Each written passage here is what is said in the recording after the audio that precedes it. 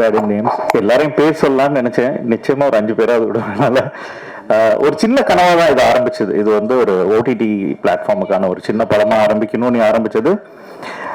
we are so glad red giant partner பண்ணி இதை வந்து தியேட்டருக்கு கொண்டு வர மூர்த்தி சார் ரொம்ப நன்றி. நவி ஸ்டுடியோஸ் தேங்க்யூ ஸோ மச். ஆக்சுவலாக மாரியோட படம் பண்ணோன்னு நாங்கள் எதிர்பார்க்கவே இல்லை. ஆனால் நாங்கள் பண்ணுற அடுத்த படம் வந்து ஒன்று மாறி அடுத்து Ram. So we are so happy. இந்த வருஷத்துக்குள்ளேயே 2 படமும் வந்துடும் நினைக்கிறேன். ஸோ இது வந்து ஒரு கதை நாயகனின் கதை, மாறின்ற ஒரு கதை நாயகனின் கதை, சொந்த கதை. அதுதான் எங்களுக்கு வந்து this is very special for us. சொல்ல வேண்டிய ஒரு கதை. திருநெல்வேலி மாதிரி வளமான ஒரு தேசத்துல எப்பவுமே நம்ம மீசையை முறுக்கிட்டு அவசியமில்லாத பந்தாக்கள் பத்தின படங்களுக்கு நடுவில் பசியோட இருக்கிற ஒரு பையன் வாழைத்தாறு சுமக்கிற ஒரு கதை. அந்த பசியை மறந்தவன் ஓடி இன்னைக்கு வந்து ஒரு மாரி செல்வராஜா உருவாக்கிய ஒரு கதை. So this movie is special. And பாட்டு கேட்டுருப்பீங்க. The is my favourite voice. Thank you Santhosh sir, giving us great songs. Some of the artists here, நாங்கள் சும்மா தான் 2-3 ப்ராஜெக்ட் தான் பண்ணியிருக்கோம் ஹாட் ஸ்டாரில். பட் பார்த்தா we have worked in 2 projects with Divya, கலையோட ஒரு 2 projects, நிக்கிலாவோட ஒரு 2 projects, 4 projects. ஸோ ஹோப் மாரி ராமோடையும் அடுத்தடுத்து நிறைய ப்ராஜெக்ட்ஸ் பண்ணோன்னு. Thank you so much. நிறைய பேர் இருக்கனால I don't want to take the time. Thanks for the gathering. நான் நினைக்கிறேன் நீங்கள் எல்லாம் தியேட்டரில் பார்த்து இந்த படத்தை வந்து கொண்டாடுங்க. நன்றி. எல்லாருக்கும் வணக்கம். நான் ரொம்ப நாளாக எதிர்பார்த்துட்டு இருந்த ஸ்டேஜ் இது. எனக்கு இன்னைக்கு இங்க நிக்கிறது ஒரு மாதிரி ரொம்ப நர்வஸா இருக்கு. நிறைய வாட்டி இங்க நின்றுருக்கேன், அங்கேயே இருந்திருக்கேன், இங்கே இருந்திருக்கேன், ஹோஸ்டாவும் இருந்திருக்கேன். பட் ஸ்டில் எனக்கு இன்னைக்கு நிக்கிறது ஒரு மாதிரி பயங்கரமா எனக்கு படபடப்பா இருக்கு. பிகாஸ் எனக்கு மாரி செல்வராஜ் பயம். ஆக்சுவலி அவர் முன்னாடி பேசுறது முன்னாடி பயமா இருக்கு. பட் என்ன சொல்றது, சார் கிட்ட இருந்து ஃபர்ஸ்ட் டைம் இந்த ப்ராஜெக்டோட ஆஃபர் அவர் கால் பண்ணப்ப நான் ரொம்ப நேரம் ஒரு ஃபோன் எடுக்கவே பார்த்துட்டே இருந்தேன். சார் தான் நம்மளை கால் பண்றாரா, உண்மையுமே நமக்கு சம்டைம்ஸ் கால் பண்றவங்க நான் மாத்தி கால் பண்ணிட்டேன் அப்படி சொல்லிடுவாங்க. அப்படி நினைச்சு நான் பயந்துட்டே இருந்தேன். ஸோ சார் இந்த ப்ராஜெக்டாக தான் கால் பண்றாங்களா அப்படின்னு. ஸோ கால் பண்ணி அவர் சொல்லும்போது அவர் சொன்னது ஒன்னே ஒண்ணுதான், என்னோட ட்ரீம் ப்ராஜெக்ட் இது, இந்த படம் எடுக்கிறதுக்காக தான் நான் சினிமாக்கு வந்தேன். இந்த ஃபிலிம் வந்து ஈஸியா பண்ண முடியாது. இதுக்காக நீ வந்து உன்னோட உழைப்ப நீ 100% கொடுத்தீங்கன்னா உன் கரியர்ல உனக்கு ஒரு நல்ல படம் நான் கொடுப்பேன் அப்படின்னு சொன்னாரு. நீ மென்டலி பிசிக்கலி ரெடி ஆயிக்கோ அந்த படத்துக்காக அப்படின்னு சொன்னாரு. ஸோ அன்னைக்கு டிசைட் பண்ணேன், ஓகே. ஏன்னா இந்த ஒரு ஆப்பர்ச்சுனிட்டிக்காக நான் எவ்வளவு வெயிட் பண்ணியிருக்கேன் அப்படின்றது எனக்கு தெரியும். ஸோ அப்படி எனக்கு கிடைக்கும்போது அதை விட்டுறக்கூடாதுன்ற ஒரு தாட் இருந்தது. சார் சொன்ன அந்த மொமெண்ட்ல இருந்து இந்த பிலிம்குள்ள நான் கம்ப்ளீட்டா அப்படியே நான் ஹேண்ட் ஓவர் பண்ண சரண்டர் பண்ணிட்டேன். ஷூட் முடிகிற வரைக்கும் நான் அப்படிதான் இருந்தேன். ஸோ இன்னைக்கு ஒரு நல்ல படத்துல நான் இருக்கேன் அப்படின்னு எனக்கு ரொம்ப ஹாப்பியா இருக்கு. ஈவன் படம் பார்க்க ரொம்ப ஆர்வமா இருக்கு. ஸோ ஆக்சுவலி நர்வஸா இருக்கு. ஸோ இந்த பிலிம்குள்ள நான் இருக்கிறதுக்கு முழுக்க காரணம் மாரி செல்வராஜ் சார் மட்டும்தான். நான் இன்ன வரைக்கும் அவருக்கு தேங்க் பண்ணதில்லை. பிகாஸ் எனக்கு ஒவ்வொரு பர்ஃபார்ம் பண்ணி முடிச்சதுக்கு அப்புறமா அவர்கிட்ட நல்லா இருக்கா நல்லா இல்லைன்னு கேட்க எனக்கு லைக் கொஞ்சம் பயமா இருக்கும். சரி தேனீஸ்வர் சார்கிட்ட கேட்பேன், அவரு சொல்வாரு. பட் சார் கிட்ட கேட்க மாட்டேன். சாரோட வைஃப் கிட்ட கூட கேட்பேன், அவங்க சொல்லுவாங்க நல்லா இருக்கு லைக் அந்த மாதிரி. இந்த வரைக்கும் நான் கேட்டதும் இல்லை. அவரா படம் முடிஞ்சு லாஸ்ட் நாள் அவரா சொன்னப்போ எனக்கு பயங்கர ஹாப்பியா இருந்தது. மற்றபடி இந்த ப்ராஜெக்ட்குள்ள நான் வந்ததுக்கு காரணம் சார் தான். அவருக்கு நான் வரைக்கும் தேங்க்யூ அப்படின்னு நான் வேர்ட்ஸ் யூஸ் பண்ணி சொன்னதில்லை. பட் இந்த ஸ்டேஜ்ல அதை நான் பதிவு பண்ணிக்கிறேன். எனக்கு ரொம்ப ரொம்ப ரொம்ப ஹாப்பியா இருக்கு இப்படி ஒரு படம் எனக்கு கொடுத்ததுக்கு. அண்ட் படத்துல இருக்கிற படக்குழுல இருக்க எல்லாருக்கும் என்னுடைய wishes and thank you so much. Like this is a reason why we are in this business. We are so incredibly proud to be associated with this movie. I think it's one of the finest products I've ever seen, and I just hope audiences love it as much as all of us do. It's a labor of love by Mari sir, and I just think it's a true testament to his genius and to the great work which happens in Tamil cinema. Thank you, Mari sir, for allowing us to partner with you on this, and it's something we are very proud of, and we are waiting for audiences to see it. Thank you. கண்டிப்பாக ரொம்ப சந்தோஷம். நிறைய பெரியவங்களாம் வந்திருக்காங்க, எல்லாருக்கும் வந்ததுக்கு நன்றி. வாய் வந்து ரொம்ப முக்கியமான ஒரு படமாக இருக்கும். நடித்ததில் ரொம்ப சந்தோஷம். மாரி அண்ணாக்கு அப்புறம் எங்கள் டீம் எல்லாருமே கோ ஆக்டர்ஸ், டெக்னீஷியன்ஸ் எல்லாருக்குமே, தேனீஸ்வர் சார் வரல, அவர் எல்லாருக்குமே வந்து நன்றி. சந்தோஷ் சார், பாட்டு சூப்பராக இருந்தது. கண்டிப்பாக எனக்குமே ரொம்ப சூப்பரான ஒரு படமாக இருக்கும்.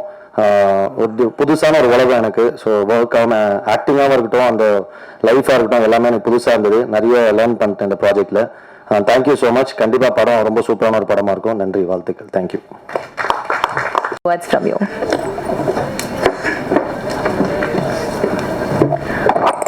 எல்லாருக்கும் வணக்கம். ரொம்ப சந்தோஷமாக இருக்குது. ஏன்னா என் கெரியர்லேயே வந்து எனக்கு மறக்க முடியாத ஒரு படம் தான் வாழை. நான் நடித்ததுலேயே ஒரு டிஃப்ரெண்ட்டான கேரக்டராக இருந்துச்சு, டிஃப்ரெண்ட்டான எக்ஸ்பீரியன்ஸாக இருந்துச்சு.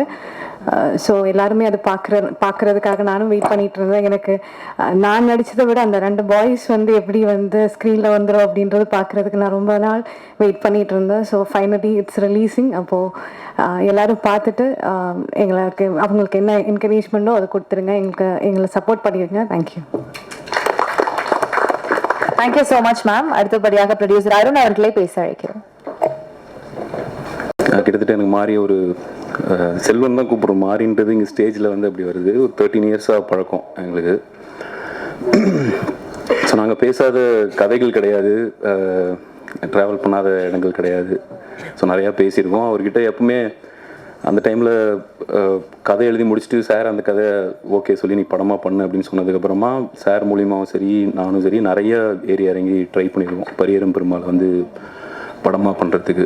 அப்போதெல்லாம் ரொம்ப ஒரு ஏக்கம் இருந்துகிட்டே இருக்கும் அவர் கண்ணில், இது எப்படியாவது நம்மக்கிட்ட படம் பண்ணணும் அப்படின்ற நிறைய கதைகள் சொல்லணுன்றது. அது ஒரு தடவை அப்புறம் ரஞ்சித் அண்ணா அவர்கள் மூலிமா அந்த படமாக அது நடந்து, அது இப்போது மாறிக்கிட்ட நிறைய பேர் கதை கேட்குறதுக்கு வெயிட் பண்ணிகிட்டு இருக்காங்க. நிறைய பேர் அது வந்து படமாக பண்ணணும்னு நினைக்கிறாங்கன்னும் போது அதை விட சந்தோஷமான ஒரு விஷயம் வேறு எதுவுமா இருக்குமான்னு தெரியல. இதுதான் நான் ஒரு ஃபுல் சர்க்கிளாக பார்க்குறேன் லைஃப்லேயே. ஏன்னா மாறிக்கிட்ட சொல்கிறதுக்கு அவ்வளோ கதைகள் இருக்குது செல்வத்திட்ட. ஒரு லைஃப் எக்ஸ்பீரியன்ஸ்லேருந்து கதைகள் எடுத்து பண்ணாவே அவ்வளோ சொல்ல வேண்டியது இருக்குது. ஸோ எனக்கு தெரிஞ்சு இப்போ தான் அவர் சொல்ல ஆரம்பிச்சிருக்காரு.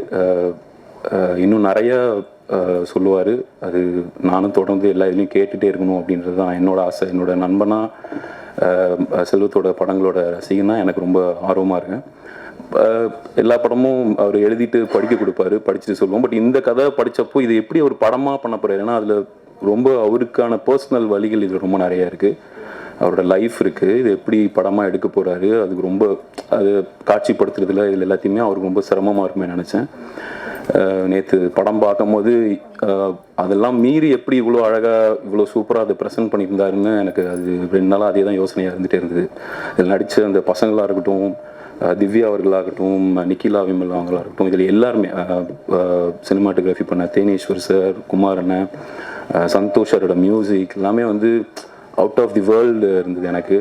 எனக்கு ரொம்ப பெருமையாக இருந்தது இந்த படம் வந்து செல்வம் பண்ணி நவி ஸ்டுடியோஸில் திவ்யா அவங்க ப்ரொடியூஸ் பண்ணி ஒரு பொண்ணு பேர்லேயே அந்த கம்பெனி ஆரம்பித்து அவங்க இது பண்ணதில் ஹாட் ஸ்டார் மாதிரி ஒரு கம்பெனி இங்கே பேக் பண்ணுறது நினைக்கும் போது ரொம்ப சந்தோஷமாக இருந்தது. இது முக்கியமாக தமிழில் தான் இது ரொம்ப ஆரோக்கியமாக இது நடக்குதுன்னு பார்க்குறேன். இந்த மாதிரி ஒரு இயக்குனரோட அவரோட கதைகளையும் இந்த மாதிரி விஷயங்களையும் தொடர்ந்து அதை இங்கே படுறதுக்கான சூழல் இருந்துகிட்டே இருக்குது. அது இன்னும் நிறையா இந்த மாதிரி செல்வமாக இருக்கட்டும், அவங்க ஹாட் ஸ்டாரும் இந்த மாதிரி தொடர்ந்து படங்கள் பண்ணணுன்னு நான் ஆசைப்பட்றேன். ரொம்ப சந்தோஷம். தேங்க்யூ. அண்ணன் மாதிரி தான், அருண் மாதிரி தான். நானும் சும்மா வந்தேன், என் மேலே உட்கார வச்சாங்க. ரொம்ப சந்தோஷமாக இருக்குது எனக்கு. இந்த படம் நாங்கள் டீமாக பேசும்போதே எங்கே பேசினாலும் வாழை எதிர்பார்த்துட்ருக்க, நாங்களாம் ரொம்ப பார்க்கணும் ஆசைப்பட்டுருக்க படம். ஏன்னா அண்ணனை வந்து ஒரு இடத்துல சொல்லியிருப்பார், என்னை புரிஞ்சுக்கணும், என் கோபத்தையோ என் கதைகளையோ என்னோடய எமோஷன்ஸை புரிஞ்சுக்கணும் வாழை வந்தால் அவங்களுக்கு தெரியும்னு. எனக்கு கண்டிப்பாக அது நடக்கும்னு நம்புகிறேன். எனக்கு அந்த படம் அவ்வளோ இது. அந்த அண்ணனை பார்த்துட்டு சொல்லிட்டு இருந்தார், ஐயோ பார்க்க மிஸ் பண்ணுறோன்னு, நாங்களும் பார்க்க ஆர்வமாக இருக்கோம்னு. எல்லாருக்கும் வாழ்த்துக்கள். திவ்யா அக்கா அவங்களும் ப்ரொடியூசராக இருக்காங்க, தொடர்ந்து பண்ணணும். எங்களை மாதிரியானவர்களுக்கும் ப்ரொடியூஸ் பண்ணணும். Thank you so much sir. அடுத்து இன்ப நாள் இது, இனிய நாள் இது. மேடையில் விட்டிருக்கும் திரைச்சிப்பிகளே, கலைச்சிப்பிகளே,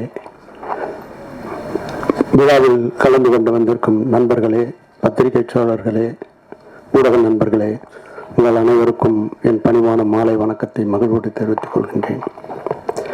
மொத்தத்தில் என்னவோ ஒரு உண்மை இந்த விழாவில் முழு வெளிச்சம் போட்டு காட்டத்தான் செய்கிறது. ஆம், கபாலி தந்த ரஞ்சித், கர்ணன் தம்பி மாரி செல்வராஜ் இருவரும் இந்த மேடையில். இந்த நிகழ்வை உண்மையிலேயே மாரி செல்வராஜை இந்த திரையுலகு தந்த தம்பி ராம் அவர்களையும் ரஞ்சித் அவர்களையும் ஆத்மார்த்தமாக வாழ்த்துகிறேன். இந்த பாடல்கள் எல்லாம் நான் ஒரு 10 தினங்களுக்கு முன்பு தான் பார்த்தேன்.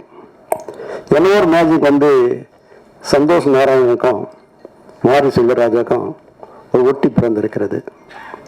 செவியிலே செந்தியன் மலை, புவியிலே சந்தோஷ் நாராயணன் சங்கீத அலை என்பது போல் அங்கேயும் கனாதபடி எங்கும் பிரமாதமாக இந்த பாடல்கள் பட்டி தொட்டி எங்கும் பட்டொலி வீசி ஒலிக்கும். இப்படிப்பட்ட சூழ்நிலையில் இந்த படம் தயாரிக்கிறது, அதுவும் ஹாட்ஸ்டாருக்கு உண்மையிலே நன்றி சொல்லி, குட்டி சாருக்கு உண்மையிலே நன்றி சொல்லிக்கிறேன். என்கிட்ட கூட அவர் நிறைய பேசியிருக்காரு. பட் அதுக்கு முதல் போட்டு வந்து தம்பி மாரி செல்வராஜ் வச்சிருக்கிறார். எழுதி வைத்துக் கொள்ளுங்கள், இது மிக உயரிய படைப்பாகவும் கலைப்படைப்பாகவும் வசூல் சாதனை படைக்கக்கூடிய படைப்பாகவும் உருவாகும். அதில் எல்லளவும் மாற்றமில்லை. அப்படிப்பட்ட ஒரு சூழல் இந்த படம் உருவாகி இருக்கிறது. இந்த படத்தை பார்க்க வேண்டும். அதுவும் இது ஹாட்ஸ்டார் மட்டும்தான் வரணும்னு போது இல்லை இது தேட்டருக்கு எத்தனை பாப்பா, அது ஒரு பெரிய மாஸ் வரவேற்பு இருக்குன்னு மாரி செல்வராஜ் சொன்னேன். அந்த உந்துதலே என்னவோ அவர் வந்து இந்த படத்தை வந்து திரையரங்கத்துக்கு எடுத்துன்னு வந்திருக்கிறாரு. உண்மையிலேயே என் எண்ணத்தை பூர்த்தி செய்த மாரி செல்வராஜுக்கு அகம் குளிர நெகிழும் மகிழும் கலந்த மகிழ்ச்சியை தெரிவித்துக் கொள்கின்றேன். இந்த படம் மிக உயரிய கலைப்படைப்பாக இருக்கும். மாரி செல்வராஜை பற்றி எங்களுக்கு வந்து உண்மையிலேயே மிகப்பெரிய வரப்பிரசாதம், இந்த திரையில் கிடைத்த ஒரு பெரிய வரம், தவம் மாரி செல்வராஜ். இதுதான் என்னால் இப்போது சொல்ல முடியும். காலம் உங்களுக்கு அதை அடையாளம் காட்டும் என்று சொல்லி விடைபெறுகிறேன். நன்றி, வணக்கம். அனைவருக்கும் மாலை வணக்கம். மேடையில் அமர்ந்திருக்கும் திரைத்துறை சார்ந்தவர்களுக்கும் வணக்கம். யதார்த்த படைப்பாளி மாரி செல்வராஜ் முதல் முறையாக அவரது துணைவியார் தயாரிப்பாளராக அவர் அவதாரம் எடுத்துள்ளார். அவருக்கு இந்த நேரத்தில் என்னுடைய வாழ்த்துக்கள். பாட்டு ரொம்ப பிரமாதமாக வந்திருக்கு. சந்தோஷ் நாராயணன் சார் அவர்களுக்கும் தி அவர்களுக்கும் வாழ்த்துக்கள். இது ஒரு ஆழ சிறந்த படைப்பாக இருக்கும் அப்படின்றத மாத்திரம் என்னால் உறுதியாக சொல்ல முடியும். அதை நீங்களே இன்னும் அடுத்த மாதம் ரிலீஸ்க்கு இருக்கு, பார்க்க போறீங்க, தெரிஞ்சுப்பீங்க. இந்த மாதிரி படங்களுக்கு சப்போர்ட் பண்ணுற டிஸ்னி ஹாட்ஸ்டார் அவர்களுக்கு இந்த நேரத்தில் பாராட்டுகளும் வாழ்த்துக்களும். இந்த மாதிரி படத்துக்கு தொடர்ந்து நல்ல உங்களுடைய பத்திரிகை ஊடக நண்பர்கள் பெரிய சப்போர்ட்டாக இருக்கணும்னு இந்த நேரத்தில் கேட்டுக்கொண்டு, இந்த படத்திற்கு எனக்கும் ஒரு சிறிய வாய்ப்பை தந்த மாரி செல்வராஜ் அவர்களுக்கு நன்றிகளை தெரிவித்துக் கொண்டு படம் வெற்றி பெற வாழ்த்துகிறேன். நன்றி, வணக்கம். மேடைகளுக்கு எல்லா பெரியவங்களுக்கும் வணக்கம். உண்மையிலே வந்து தயாரிப்பாளர் கிடைக்காம தன்னோட கதையை தேடிட்டு அழிஞ்சிட்டு இருந்தேன். மாரி செல்வராஜ் எனக்கு தயாரிப்பாளராகவே வந்திருக்கிறது வந்து ரொம்ப சந்தோஷம். அண்டு எந்த கதையெல்லாம் தயாரிக்க முடியாது, தயாரிப்பு இல்லை தயாரிப்பாளர் கிடைக்க மாட்டாங்கன்னு சொல்லிட்டு பயந்திருந்த சூழலில் பரியரும் பெருமாள் அப்படின்ற ஒரு கதையோட அடர்த்தியோட தன்னுடைய படைப்பை இந்த சமூகத்துக்கு கொடுத்து அந்த வீட்டிலிருந்து தொடங்கிய இன்னைக்கு வந்து வாயின்னு சொல்லிட்டு தன்னுடைய என்ன சொல்ல தனக்கு விருப்பமான ஒரு சினிமாவை எந்த காம்ப்ரமைஸும் இல்லாமல் எடுத்திருப்பான் அப்படின்னு நான் நம்புகிறேன். நான் தனக்கு விருப்பமான ஒரு சினிமாவை எடுப்பதற்கு உந்துதலாக இருந்த விஜய் டிவிக்கு வந்து ஹாட்ஸ்டாருக்கு வந்து என்னுடைய மிகப்பெரிய நன்றியை நான் தெரிவிச்சுக்கிறேன். அண்ட் ரொம்ப முக்கியமான விஷயமா நான் பார்க்குறேன். இந்த மாதிரியான படைப்புகளுக்கு தயாரிப்புகள் கிடைக்கிறது ரொம்ப கஷ்டம். படம் எடுத்துட்டா படம் வாங்குறதும் ரொம்ப கஷ்டம். இன்னைக்கு வாங்குறதுக்கு பெருசாக யாருமே இல்லை. ஏன்னா ஓடிடி பிளாட்ஃபார்ம்ஸ் வந்து ஓப்பன் ஆனோடனே சின்ன படங்களுக்கு நிறைய மரியாதை இருந்தது. சின்ன படங்களை வந்து ரொம்ப கவனிச்சாங்க, சின்ன படங்களை வாங்க விரும்பினாங்க. கண்டென்ட் ஓரியன்ட் மூவியை வந்து வாங்குறதுல ஒரு போட்டி இருந்தது. இன்னைக்கு அப்படிலாம் இல்லை. கண்டென்ட்டாகவே தூக்கி வைக்கிற இடத்துக்கு வந்து போயிட்டாங்க. எல்லா பெரிய நிறுவனங்களுமே அப்படி ஒரு சூழலுக்கு வந்துட்டாங்க. சின்ன படங்களை விற்கிறது வந்து ஒரு பெரிய சவால் இருக்கு. தயாரிப்பாளர்களுக்கு வந்து ரொம்ப மோசமான ஒரு காலகட்டமா இது நிகழ்ந்துட்டு இருக்கு. ஸோ இது எப்படி மாறும்னு தெரியல. ஆனா அந்த இதில் வந்து மாறி செல்வராஜ் தப்பிச்சிட்டான்னு நினைக்கிறேன். இந்த படத்தை வந்து ஹாட் ஸ்டாரே தயாரிச்சதுனால அந்த டிஜிட்டல் விற்கிறதுல அவனுக்கு எந்த பிரச்சனையும் இல்லாமல் போயிடுச்சு. ஸோ டிவி ரைட்ஸும் வந்து ஈஸியாக விட்டுருவான் அப்படின்னு நான் நினைக்கிறேன். ஸோ தயாரிப்பெல்லாம் இருக்கிறதுல எனக்கு இருக்கிற பிரச்சனையே நான் இந்த ஷேர் பண்ணிக்கிறேன். அண்ட் வந்து கண்டென்ட் ஓரியன்டா இந்த மாதிரி ஒரு படத்தை எடுக்கிறப்ப வந்து என்னன்னா ரொம்ப முன்முடியோட இது எங்களோட சேட்டலைட்டுக்கு இது வந்து ஒத்து வராது, எங்க சேனலுக்கு வந்து இதெல்லாம் பார்க்க மாட்டாங்க அப்படின்னு சொல்லிட்டு ரொம்ப முன்முடிவா இன்னைக்கு வந்து பெரிய நிறுவனங்கள் வந்து ரொம்ப ஸ்டப்பனா தயாரிப்பாளர்களுக்கு சப்ஸ்கிரைப் பண்ணாம பெரிய பிரேக் போட்டுட்டு இருக்காங்க. அண்ட் வந்து இது எப்படி சரியாகும்னு எனக்கு தெரியல. நிறைய தயாரிப்பாளர்கள் அற்புதமான சினிமாவை வச்சுக்கிட்டு நல்ல திரைப்படங்களை எடுத்துட்டு வந்து ரீச் பண்ண முடியாத ஒரு சிக்கல் வந்து இன்னைக்கு வந்து இருந்துட்டு இருக்கு. ஸோ இந்த சூழல் மாறும் அப்படின்னு நான் நினைக்கிறேன். இந்த சூழல் மாறி இன்னும் ஆரோக்கியமான சினிமாக்களையும் திரையரங்கு மட்டும் இல்லாம டிவி அண்ட் வந்து டிஜிட்டல் பிளாட்ஃபார்ம்ஸ்க்கு வந்து ஈஸியா இன்னும் ஆரம்பத்தில் அப்படி இருந்தது. இப்போ திடீர்னு வந்து டோட்டலா அதெல்லாம் மாறிடுச்சு. ஸோ அது திரும்பவும் சரியான நிலைக்கு வரும் அப்படின்னு நான் நினைக்கிறேன். ஸோ அது வந்து ஹாட் ஸ்டார் நிறுவனங்களுடைய முன்னாடியே சொல்றதுல ரொம்ப சந்தோஷம். அண்ட் இது இட் இஸ் நாட் லைக் இது வந்து விமர்சனம் கிடையாது, ஒரு டிஸ்கஷன் தான். இன்னைக்கு என்ன நடந்துட்டு இருக்கு அப்படின்றத வந்து நம்ம ஓப்பனா பேச வேண்டியது இருக்கு. அண்ட் வந்து இந்த திரைப்படம் பொறுத்த வரைக்கும் சந்தோஷ் நாராயணுடைய மியூசிக்ல பயங்கரமா வந்திருக்கு. அண்ட் தி வந்து செம சூப்பரா பாடியிருக்காங்க. அண்ட் சந்தோஷ் ரொம்ப நாள் கழிச்சு நான் மீட் பண்றேன். சூப்பர், ரொம்ப சந்தோஷம் உன்னை பார்க்கறதுல. அண்ட் வந்து வாய் வந்து நிச்சயமா சந்தோஷ்க்கும் மாரி செல்வராஜுக்கும் இன்னும் நெருக்கமான ஒரு படைப்பா இருக்கும் அப்படின்னு நான் வந்து நம்புறேன். ரொம்ப க்ளோஸான ஒரு படைப்பா இருக்கும் அப்படின்னு நான் நம்புறேன். இது வந்து மக்களுக்கு ரொம்ப பிடிக்கும் அப்படின்னு எனக்கு வந்து தோணுது. விவசாயம் வந்து லைக் சொல்றது வாழ்க்கையில சில பேர் முன்முடியோட இருக்கிறாங்க, சில பேரோட வாழ்க்கையில சில விஷயங்கள் இப்படிதான் இருக்கும் அப்படின்னு சொல்லிட்டு அது அப்படி இல்லை. ஆக்சுவலி எல்லாருடைய வாழ்க்கையிலும் பல சுவாரஸ்யமான சம்பவங்கள் இருக்கு, உணர்வு வச்சக்கூடிய சம்பவங்கள் இருக்கு. அதை வந்து படைப்பாக்குறப்போ கதையாக்குறப்போ அது வந்து ஆடியன்ஸ் வந்து அதை கனெக்ட் பண்ணிக்கிறப்போ ஒரு பேரனுபவம் நிகழ்றதுக்கான வாய்ப்பை திரையரங்குகள் தான் நமக்கு எப்பவுமே உருவாக்கி கொடுத்துருக்கு. ஏன்னா லிமிடேஷன்ஸ் வந்து சமூகத்தில் இருக்கு, லிமிடேஷன் வந்து பெரிய நிறுவனங்கள் கிட்ட இருக்கு. ஆனா திரையரங்கு போற வரைக்கும் டிஸ்ட்ரிபியூட்டர்ஸ் கிட்டமே அந்த லிமிடேஷன்ஸ் இருக்கு. ஆனா ஆடியன்ஸ் கிட்ட அந்த லிமிடேஷன் இல்லைன்னு நான் நினைக்கிறேன். ஆடியன்ஸ் வந்து டெஃபினட்டா அவங்க வந்து எங்களோட படைப்புகளை அக்செப்ட் பண்ணலன்னா இவ்வளவு தூரம் நாங்க யாருமே வந்திருக்க முடியாது. அவங்க சரியான படைப்புகளை பயங்கரமா அங்கீகாரம் கொடுத்துருக்காங்க. அதனாலதான் வந்து ஒரு சின்ன படம் எடுத்தாலும் கூட கூழாங்கல் இயக்குனர் வந்து முன்னாடியில உட்காந்துருக்காரு. அந்த வந்து அவருக்கு வந்து பெரிய அங்கீகாரம் வந்து உலக அளவில் கிடைச்சாலுமே அவருக்கு சரியான மரியாதை தமிழ் சமூகத்துல வந்து கொடுக்கப்பட்டிருக்கு. இந்த திரை உலகத்துல அவருக்கு வந்து கொடுக்கப்பட்டிருக்கு அப்படின்றது வந்து ரொம்ப முக்கியமானதா நான் வந்து பாக்குறேன். அந்த மாரி செல்வராஜோடைய வளர்ச்சியில ராம் சார் வந்து ரொம்ப ரொம்ப முக்கியமானவரா அவன் அடிக்கடி அவன் சொல்லியிருக்கான், நானும் பார்த்திருக்கேன். அந்த அவருடைய அக்கறை, அவனை உருவாக்கிய விதம், அவனை உருவாக்குவதற்கு அவர் கொடுத்த புத்தகங்கள் அப்படின்றது வந்து ரொம்ப முக்கியமானதா நான் பாக்குறேன். ஸோ ஒரு புத்தகம் அப்புறம் சரியான ஆசிரியர் இருந்தா ஒரு நல்ல மாணவன் உருவாவதற்கு மாரி செல்வராஜ் வந்து ஒரு நல்ல உதாரணம். ஸோ அவர் வந்து தொடர்ந்து நிறைய திரைப்படங்களை இந்த சமூகத்துக்கு பலனளிக்கக்கூடிய திரைப்படங்களை எடுக்கணும் அப்படின்றது வந்து என்னுடைய விருப்பம். அந்த நானும் மாரி செல்வம் கூட சேர்ந்து இப்போ பைசன் சொல்லிட்டு ஒரு படம் பண்ணிருக்கோம். அதுவும் ரொம்ப இன்ட்ரெஸ்டிங்கா வந்துட்டு இருக்கு. அந்த அதுவுமே வந்து ரொம்ப முக்கியமான திரைப்படமா மாறதுக்கான எல்லா வாய்ப்புகளும் இருக்கு. அந்த எல்லாருக்கும் வாழ்த்துக்கள். முன்னாடி இருக்கிற எல்லாருக்கும் என்னுடைய நன்றிகள், மகிழ்ச்சி. நன்றி. ஜெய்ஹிந்த். 2018 இதே ஸ்டேஜ் தான் நீலம் ப்ரொடக்ஷனுடைய first event Pariyerum Perumal. So அன்னையிலேருந்து தான் மாரி செல்வராஜ் இந்த மேரையிலேருந்து தான் பரியேறும் பெருமாள் தொடங்குச்சு. அண்ட் நீலம் ப்ரொடக்ஷனும் தொடங்குச்சு. இன்றைக்கி நவ்வி ஸ்டுடியோவும் வாழையும் இந்த இடத்துல தான் தொடங்குது. And apart from that Ranjith உங்கள் ஹேர் ஸ்டைல் எனக்கு ரொம்ப பிடிச்சிருக்கு, ரொம்ப நல்லா இருக்கு. அண்ட் பரியேறும் பெருமாளுக்கும் நன்றி, நீலம் ப்ரொடக்ஷனுக்கும் நன்றி. அண்ட் மாரி செல்வராஜ்கிட்ட கேட்டால் நான் என்ன பேசுறது புதுசாக அவனை பற்றி ஏதாவது பேசுங்க, நான் என்னை பற்றி பேசுகிறேன்னு சொன்னான். என் கூட 7 கடல் 7 மலை யாராவது ரொம்ப நாள் ஏறி இறங்கியிருக்காங்கன்னா அது மாரி செல்வராஜ் தான். இது முதல்ல ஏறின மலை அப்படின்னா நாகர்கோவில் டிஸ்ட்ரிக்டில் இருக்கக்கூடிய எல்லா மலையும் நாங்கள் ஏரியா இருக்கணும். அது தங்கமீன்களுக்கு லொக்கேஷன் தேடி அப்போ கண்டுபிடிச்சா அவங்களோட மலை ஏறது சுவாரஸ்யமாக இருந்துச்சு. ஏன்னா ஒரு பள்ளத்தாக்கு அளவு கதை கொட்டி கிடக்கும். அவன் சொன்ன காதல் கதையை எடுத்துகிட்டே இருக்கலாம்னு நினைக்கிறேன். அதில் ஒரு சின்ன பீஸை ஒரு பாலியத்தில் இருந்த ஒரு க்ரஷை எந்த கிரிஞ்சும் இல்லாமல் ஒரு படம் பண்ணியிருக்கான். அதாவது வாழை அப்படின்னு நான் நினைக்கிறேன். அண்ட் அதுக்கடுத்து மலை ஏறினதுன்னா 2009-10 ஆனந்த யாலை, அந்த ஆனந்த யாலை மலை அச்சன் கோவில் வெஸ்டர்ன் காட்ஸோட இன்னொரு இடம். அதில் டென்ட் எடுத்துகிட்டு போகிறப்பவும் சரி, ட்ரெக்கிங் போனப்பவும் சரி, நைட் மழை பெஞ்சு அடுத்த நாள் ஷூட்டிங் நடக்குமா நடக்காதான்னு பயந்து நைட்லாம் தூங்காமல் உட்காந்துருக்கப்ப என் கூட உட்காந்துருந்தப்பவும் சரி, மாரி செல்வராஜ் எனக்கு கிடைச்ச பெரிய துணைவன், கம்பேனியன். அண்ட் அவருக்கு தைரியத்தில் எந்த மலையில வேணாலும் இறங்கலாம்.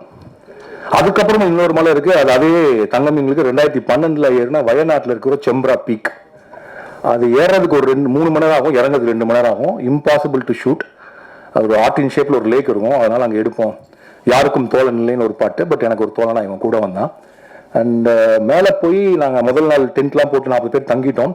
சாயங்காலம் 6 மணிக்கு சாப்பாடு வரணும். அதுக்கப்புறம் வர முடியாது, ஏன்னா யானை வந்துடும். பார்த்தா 6 ஆச்சு, 6:30 ஆச்சு, சாப்பாடு வரல. மொத்தம் யூனிட்டும் நாளைக்கு காலையில் இறங்கிடலான்னு சொல்ல ஆரம்பிச்சாங்க. நம்மளுக்கு ஐயோ என்னடா பண்ணுறது அப்படின்னு சொல்லிட்டு நான் சொன்னேன், நான் போய் கீழே பார்க்குறேன் அப்படின்னு சொல்லி இறங்க ஆரம்பிச்சப்ப என் கூட வந்து சேர்ந்துட்டது மாரி செல்வராஜ். நாங்கள் இறங்கி போய் பார்த்தோன்னா வர்ற வழியில் இட்லி சாம்பார் சட்லாம் கொட்டி 2 பேர் நின்று இருந்தாங்க. அப்புறம் கீழே இறங்கி போய் புதுசாக ஒரு உணவை கண்டுபிடிச்சி வாங்கிட்டு நாங்கள் மேலே ஏறப்ப கிட்டத்தட்ட 8 மணி 9 மணி இருக்கும்னு நினைக்கிறேன். யானைகள் பிளிரும் சத்தம் கேட்டுச்சு, நட்சத்திரங்கள் தெரிஞ்சிச்சு. அண்ட் அந்த இரவு என்னால் எனக்குமே மறக்க முடியாது. அப்புறம் எனக்கு தெரியும், எனக்கு என்ன புரிஞ்சுதுன்னா மாரி செல்வராஜ் வந்து மலை ஏறுறவன். அவருடைய கால்கள் மலை ஏறுறதுலேயே செய்யப்பட்ட கால்கள். அவன் கரெக்டாக எந்த கல்லில் கால் வைக்கணும், எந்த கல்லில் கால் வைக்கக்கூடாது அப்படின்னு தெரிஞ்சவன். எவ்வளோ எதிர்காத்து வச்சாலும் ஏறக்கூடியவன். அண்ட் மலை ஏறுவதுங்கிறது கிட்டத்தட்ட சொல்ல போனால் அவனுடைய ஜீனில் இருக்குது அப்படின்னு நான் நினைக்கிறேன். ஏன்னா அவன் தன்னுடைய முதல் படத்திற்காக பரியேறும் பெருமாள்ல கருப்பியை கூட்டிட்டு திரும்ப அச்சன் கோயில் மலையில ஏறினதுலேருந்து மலை ஏறிட்டே இருக்கான். இறங்கவே இல்லை, ஏறிட்டே இருக்கான். மலை முகடுகள் மீது கொடியை நட்டுட்டே இருக்கான். ஏதாவது ஒரு மலை மீடும்போது ஒரு சிறிய கொடியை நட்டிட்டு ஃபோன் பண்ணி, சார் அவன் நட்டிட்டு எனக்கு ஃபோன் பண்ணுறப்ப வரக்கூடிய சந்தோஷம், இல்லாட்டி அவன் நட்டினதை பற்றி வேற யாராவது ஒருத்தர் எனக்கு ஃபோன் பண்ணி வரக்கூடிய சந்தோஷம்ங்கிறது வந்து அதை எப்படி வார்த்தையில் சொல்றதுன்னு தெரியல. அது ஒரு தனித்துவமான அது ஒரு ப்ளஷர். அதை வேர்ட்ஸில் சொல்ல முடியுமான்னு தெரில. ஸோ மாரி செல்வராஜ் மலைகள் மீது ஏறுவான், மலை முகடுகள் மீது நிற்பான், அங்கிருந்து நம்மளை கூவி அழைப்பான்.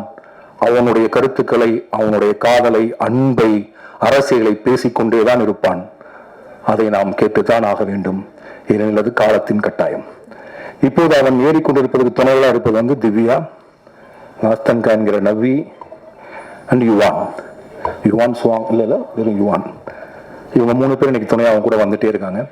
இந்த பயணம் போயிட்டே இருக்கு. அவங்களுடைய முதல் பயணமா வாழை வந்திருக்கு. அண்ட் சந்தோஷ் நாராயணன் வந்து பரியேறும் பெருமாள் பார்த்துட்டு ஃபோன் பண்ணாரு. ஃபோன் பண்ணி பயங்கரமாக ரொம்ப நேரம் பேசிட்டு இருந்தார். அதுக்கப்புறம் அவர் ஃபோன் பண்ணது வந்து வாழைக்கு. பரியேறும் பெருமாளோட பயங்கரமாக பேசினார். அண்ட் எனக்கு ரொம்ப பிடித்த கதைகளில் வாழை ஒன்று. வாழை ஏன் ஒன்றுன்னு சொல்கிறேன்னா இன்னும் நிறைய கதைகள் இருக்கு. இந்த வாழை நம்மை வியப்பில் ஆழ்த்தும் தமிழ் சினிமாவிற்கு ஒரு மிக முக்கியமான படமாக இருக்கும். மாரி செல்வராஜ் அவருடைய நவ்வி ஸ்டூடியோஸ் இன்னும் கண்டுபிடிக்கப்படாத பல குன்றுகளையும் மலைகளையும் நமக்கு காட்சிப்படுத்தும், பல இயக்குநர்களை அறிமுகப்படுத்தும் என்று நான் நம்புகிறேன். அதற்கு என்னுடைய வாழ்த்துக்கள். அதோட குறிப்பாக இந்த படத்தை ரிலீஸ் பண்ணுறதுக்கு கூட துணையாக இருக்கக்கூடிய மாஸ்டர் திலீப் சுப்ராயன், அவருடைய ஃபார்மர்ஸ் மாஸ்டர் பிளான் ப்ரொடக்ஷன், அவருக்கும் என்னுடைய வாழ்த்துக்கள். இதுக்கு எல்லாத்துக்கும் துவக்க புள்ளியாக இருந்த, என்னை எப்பொழுதும் ஊக்குவிக்கிற, எனக்கு மிகுந்த நம்பிக்கையை கொடுக்கிற, வாழ்க்கையை ரசிக்க சொல்லி கொடுக்கிற என்னுடைய நண்பர் பிரதீப் மில்ராய், அண்ட் இந்த ப்ராஜெக்டை எக்ஸிக்யூட் பண்ணி முன்னெடுத்துட்டு போன இன்னொரு நண்பர் நரன், இவர்களுக்கும் கிருஷ்ணன் சார் அவர்களுக்கும் என்னுடைய நன்றிகள், வாழ்த்துக்கள். எல்லாருக்கும் வணக்கம். ரொம்ப நேரம் வந்து ஒரு ஈவெண்ட்டுக்கு வரும்போது எமோஷ்னலாக இருக்கும். எனக்கு வந்து இந்த சாங் பார்க்க ஆரம்பிச்சதுலேருந்தே கொஞ்சம் ரொம்ப எமோஷ்னலாக தான் இருந்தேன். ஏன்னா எல்லாம் ஃப்ரெண்ட்ஸ் எல்லாருமே வந்திருக்காங்க. அண்ட் இது ரொம்ப ஸ்பெஷல் ஃபிலிம், நிறைய இடத்துல சொல்லியிருக்கேன். பரியேறும் பெருமாளில் இதே மேடையில் நான் சொன்னேன், உங்களுக்கு பிடிச்சிருந்ததுன்னா ப்ளீஸ் இதை எல்லாருக்கும் சொல்லுங்கன்னு. எனக்கு வாழைக்கு அதே விஷயம் கண்டிப்பாக உங்களுக்கு சொல்லணும். 2011 வந்து நானும் ரஞ்சித் வந்து ஒரு ஹாஸ்பிட்டலில் நின்று ஒரு 6 லட்சம் இருந்தால் அந்த படத்தை எப்படியாவது நம்ம வாங்கி ரிலீஸ் பண்ணிடலாம், அந்த மாதிரி ஒரு லெவலில் வந்து அட்டகத்தி பற்றி பேசியிருந்தோம். அப்போ 6 லட்சம்ன்றது வந்து ஒரு 60 வருஷம் ஆனாலும் வர முடியாத ஒரு படமாக இருந்தது எங்களுக்கு. அந்த இடத்துலேருந்து ரஞ்சித் அதுக்கப்புறம் ஸ்டுடியோ கிரீன் ஞானவேல் ராஜா அவர்கள் படம் பார்த்தது, நான் அப்படியே சைட்லேருந்து இந்த ஃபாரஸ்ட் கம்ப் படத்தில் அவங்க எல்லா இடத்துலையும் இருப்பாங்க, அது மாதிரி நான் பார்த்துட்டு இருக்கேன் இவங்க எல்லார் லைஃப்பையும். கபாலி வந்தது, கபாலி வந்தப்போ எனக்கு கால் பண்ணி சொன்னார், எனக்கு என்ன படமே புரியல. அப்படியே ஆமாங்க சரி சரி அப்படின்னா, அப்போ கொஞ்ச நேரம் வச்சு தான் புரிஞ்சுது ரஜினி சாரோட படம் பண்ணுறாருன்னு சொல்லி. அப்போ தானு சாரும் அதில் பயங்கரமாக சப்போர்ட் பண்ணாங்க. அந்த படம் பண்ணும்போது என்கிட்ட வந்து சொன்னார், ரஞ்சித் மாமே உன்னோட டீம்லாம் விட்டுறாத, புதுசு புதுசாக நீ பாட்டு ஆள் கூட்டு வந்துடாத, நீ வந்து நீ எப்பயுமே ஒர்க் பண்ணுறவங்களோட ஒர்க் பண்ணு அப்படின்னு சொல்லி சொன்னார். ரொம்ப நான் யூஸ்வலாக அப்படி இருக்கணும்னு ஆசைப்பட்டேன். அவங்க சொல்லும்போது ரொம்ப எமோஷனலாக இருந்தது. நீங்கள் நம்ம கட்டி பிடிச்சி தேங்க்யூ ரஞ்சித், எனக்கே எப்படி கேட்குறதுன்னு தெரியல அப்படின்னு சொன்னேன். ஸோ அங்கேருந்து அதுக்கப்புறம் பரியரும் பெருமாள் வரும்போது மாமே இந்த மாதிரி படம் இருக்குது நீ பார்க்குறியான்னு சொல்லி மாறி அனுப்பிச்சாங்க. மாறிட்ட நான் பேசும்போது எனக்கு இது வந்து நம்ப முடியாத அளவுக்கு ரொம்ப செம்மையாக இருந்தது. நான் சொன்னேன், நான் ஒரு பாட்டு பண்ணி தரேன், நீங்கள் அப்புறம் கொஞ்சமாவது ஷூட் பண்ணிட்டு வாங்க, அதுக்கப்புறம் நம்ம பார்க்கலாம் அப்படின்னு சொன்னேன். அப்புறம் ஷூட் பண்ணிட்டு வந்தோன்னே அப்போ தான் நான் ராம் சாருக்கு ஃபோன் பண்ணி டார்ச்சர் பண்ண ஆரம்பித்தேன். அவர் ஃபோன் பண்ணி சார் பயங்கரமாக இருக்குது சார், நான் தனியாக நான் கூட்டிகிட்டு இருந்தேன். பரியரும் பெருமாள் வந்தப்போ வந்து ஒரு பிஆர் ஏஜென்சி மாதிரி ஆகிட்டேன் நானே. எனக்கு என்னோட அந்த ஆர்ட் ஃபார்ம் ரொம்ப என்னை ஹிட் பண்ணதுனால நான் எல்லாருக்கிட்டையும் சொல்ல ஆரம்பித்தேன். அண்ட் அது வந்து ஒரு பொலிட்டிக்கல் சேஞ்ச் கிரியேட் பண்ணிச்சுன்னு நான் நம்புறேன். அந்த படம் வந்து அந்த படம் நல்லா இருக்குன்னு சொல்லிடணுன்ற கட்டாயத்துக்கே வந்துட்டாங்க. அந்த அளவுக்கு ஒரு மிகப்பெரிய பொலிட்டிக்கல் சேஞ்ச் கிரியேட் ஆச்சு. அதுக்கப்புறம் வந்து அந்த படம் ரிலீஸ் அந்த ஒரு 4 ஃப்ரேம்ஸில் ஒரு ஷோ நடந்தது. ராம் சார் தெரியும், நாங்கள் வந்து மேலே அந்த ப்ரொஜெக்டர் ஏரியாவில் நின்று நாங்கள் 2 பேரும் பயன் அழுகிறோம். அந்த படத்துக்கு நல்ல ரெஸ்பான்ஸ் வந்துருச்சு அப்படின்னு சொல்லி அங்கே எல்லாம் ஆடியன்ஸ் எல்லாம் பயங்கரமாக ரியாக்ட் பண்ணுறாங்க. அந்த ஷோவில் என்னன்னா பயங்கரமாக ஃபீல் பண்ணி அழுது. அப்போ நாங்கள் கீழே வந்து ரஞ்சித் வேறு யாராலுமே ப்ரொடியூஸே பண்ணிக்க முடியாது அப்படின்னு சொல்லி, இது வந்து மாமாமே தேட்டரில் எல்லாம் கேட்டாரன்ட்டு கண்டிப்பாக வரும் பயங்கரமாக போகும் அப்படிலாம் சொல்லிட்டு இருந்தோம். அதுக்கப்புறம் இன்னைக்கு திவ்யா ஸ்டேஜ் வரும்போது I think I really got very emotional. அது என்னவோ தெரியல, அவங்க வந்து மாறி அங்கேருந்து அந்த படம் ப்ரொடியூஸ் பண்ணி ரஞ்சித் அவர் ப்ரொடியூஸ் பண்ணி அதுக்கப்புறம் மாறி நல்லா அவர் சூப்பராக அவருக்கு பிடிச்ச படங்களை சூப்பராக கிரியேட் பண்ணி எல்லாத்தையும் அவரே ஃபேஸ் பண்ணி அவர் சொன்ன மாதிரி தான் ஏகப்பட்ட மலை, நான் ஒரு 20 மலை இப்போ ஏறது பார்த்துருக்கேன். அவர் அதெல்லாம் ப்ரொடியூஸ் பண்ணி அதுக்கப்புறம் அதெல்லாம் டீல் பண்ணி அப்புறம் இப்போ ஒரு ப்ரொடியூசராக வந்து அவங்க ஃபேமிலியாகவே எல்லாரும் வந்து இங்கே பண்ணுறதுன்றது it's an amazing achievement. Ranjith, Mari, Ram sir, Thanu sir எல்லாரும் so thankful to you all. And ரொம்ப நான் விஷ் பண்ணணும்னு நினைக்கிறேன் மனசார. அண்ட் இதனால வந்து என்ன ஆகுதுன்னா எங்கள் எல்லாருக்குமே வந்து வெரி பிக் ரெஸ்பான்சிபிலிட்டி. நம்ம சொல்கிற விஷயங்களை வந்து நிறைய பேருக்கு ரீச் பண்ணக்கூடிய ஒரு மிகப்பெரிய பவர் இருக்குது. ரொம்ப நாள் முன்னாடி கொஞ்ச நாள் முன்னாடி கூட அது சுத்தமாக இல்லாமல் இருந்தது. ஸோ அது எல்லாருமே வந்து அதை ரெஸ்பான்சிபிளாக நாங்கள் யூஸ் பண்ணி I think we can take art form forward. உங்களுக்கு ரொம்ப பிடிச்ச படைப்புகள் வந்து கொடுக்கலாம் அப்படின்னு நான் நம்புகிறேன். வாழை வந்து நான் பரியரும் பெருமாள் சொன்னதான் சொல்லணும்னு ஆசைப்பட்றேன். நான் was blown away by the film. எனக்கு வந்து தமிழில் டாப் 5 மூவிஸ் ஆஃப் ஆல் டைமில் வாழை டெஃபினெட்லாம் எனக்கு பர்சனலி எனக்கு இருக்கும். அது உங்களுக்கும் அப்படி ஃபீல் ஆச்சுன்னா தயவு செஞ்சு நிறைய பேருக்கு பேசுங்க. இது வந்து திருப்பியும் ஃபர்ஸ்ட் படம் தான். எங்களை மாதிரி ஃபில்ம் மேக்கர்ஸ் டெக்னீஷியன்ஸ்க்கு வந்து எல்லா படமும் ஃபர்ஸ்ட் படம் தான். எந்த படத்துலனா டோட்டலாக அவுட் ஆகலாம். ஸோ நீங்கள் தயவு செஞ்சு உங்களுக்கு பிடிச்சிருந்ததுன்னா பயங்கரமாக ஸ்ப்ரெட் பண்ணுங்க உங்களுக்கு எந்த அளவுக்கு பிடிச்சிருந்தது. அண்ட் ரொம்ப தேங்க்ஸ். 50 படம் வந்து ரிலீஸ் ஆகிருக்கு. I am so happy that this is the first stage. எனக்கு இந்த 50 ஃபிலிம்ஸ்க்கு அப்புறம் கிடச்சிருக்கிற first stage. I am so grateful உங்கள் முன்னாடி இது நடக்குது. And thank you all for support. நான் முதல்ல எங்கேயுமே வரமாட்டேன். அப்போ வந்து ஆடியோ லான்ச் பேண்டாவது போட்டு வாங்கன்னு சொல்ல லெவலில் இருந்தது. ஸோ இப்போ 5 நிமிஷம் பேசுகிற அளவுக்கு டெவலப் பண்ணி விட்டுருக்கோம். சப்போர்ட் பண்ணதுக்கு ரொம்ப ரொம்ப நன்றி. Thank you. Thank you so much sir. எல்லோருக்கும் வணக்கம். சார் சொன்ன மாதிரி இந்த மேடை தான் ஃபஸ்ட் மேடை.